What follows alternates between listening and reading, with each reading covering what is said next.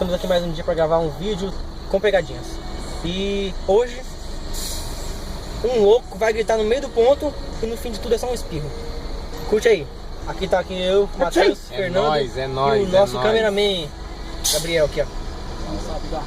O único bonito isso aí. Mentira!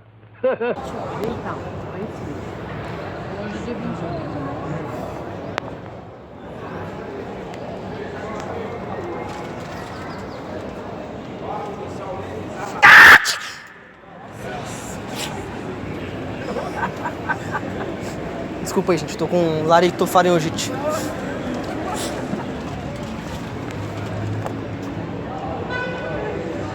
Todo mundo olhando pra mim, mano.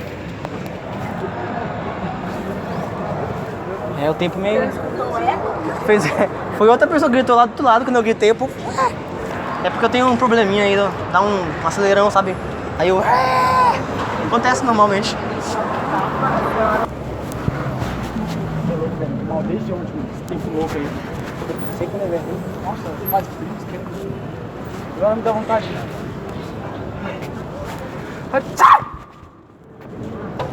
Pra que isso, mano? Mal pra caramba, mano. Exagerado, desgraçado. Pensei que era um avião. Tô mal, o que pode fazer?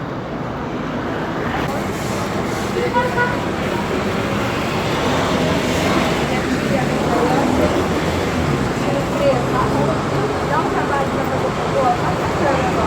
Aí eu dou a conta do...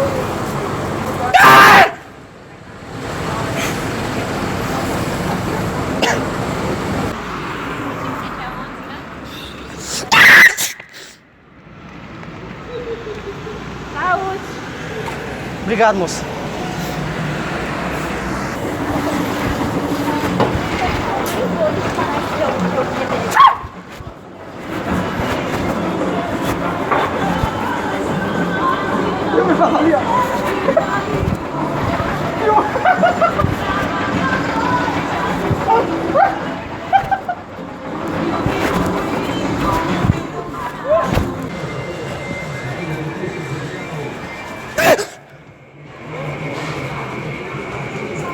Se você gostou, dá um like aí embaixo, se inscreve aqui, não se esquece, não se esquece de se inscrever aqui embaixo, ser humaninho.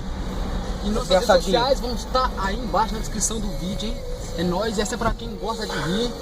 E foi o espirro assustador hoje. É nóis, hein?